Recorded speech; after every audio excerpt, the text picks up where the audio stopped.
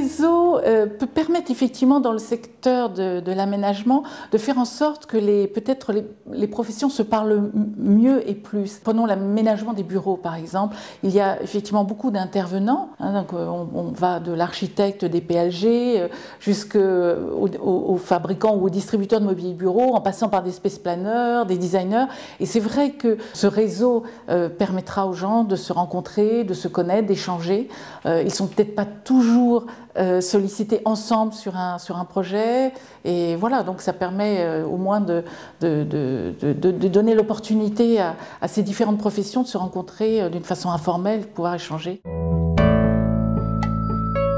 J'ai eu l'occasion effectivement de faire un reportage dans une entreprise qui n'est pas française d'ailleurs, qui est en Belgique. Ce qui m'avait frappé, c'est que les espaces, qui n'étaient pas d'ailleurs des espaces ouverts, qui n'étaient pas des open space, c'était plutôt un aménagement en bureau isolé ou en bureau partagé, mais à très peu de personnes. Il y avait une telle qualité de l'aménagement, c'est-à-dire qu'il y avait suffisamment d'espace, il y avait un soin apporté à l'acoustique, à la lumière, à la couleur, hein, les matériaux qui étaient choisis.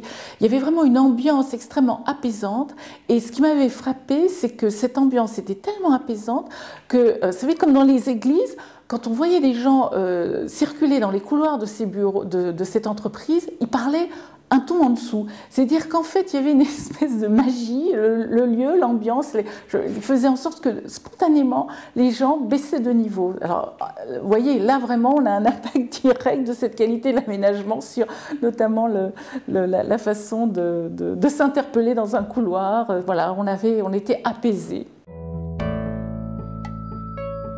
Un aménagement idéal, je ne sais pas si ça existe. La difficulté, contrairement à l'aménagement d'un lieu privé, hein, votre maison, votre appartement, c'est que l'aménagement d'espace de bureau, c'est un aménagement pour collectif, hein, qui doit répondre à une collectivité. C'est la difficulté de l'aménagement des bureaux, mais en même temps, le côté stimulant de cette profession, c'est qu'il faut parvenir à réussir ces aménagements et qui correspondent au plus grand dénominateur commun. Donc c'est pas facile parce qu'on est tous différents et je pense que chacun d'entre nous, on exprimera effectivement des souhaits qui ne seront pas les mêmes. Prenez l'exemple de l'open space. Certains salariés effectivement expriment vraiment des réticences fortes et vous aurez au contraire d'autres salariés, notamment peut-être parmi les plus jeunes générations, qui revendiquent ce type d'aménagement parce qu'effectivement il facilite la communication, il permet une vie peut-être en groupe plus vivante, plus animée.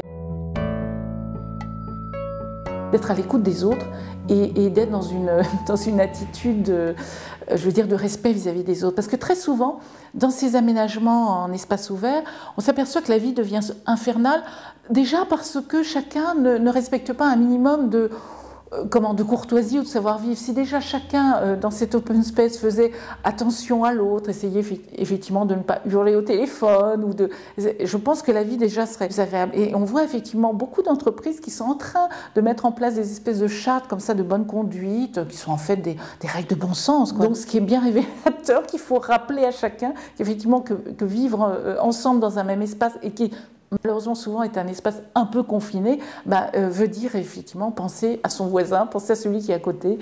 Et voilà, déjà rien que ça en termes d'attitude, je pense que ça pourrait rendre la vie agréable et plaisante.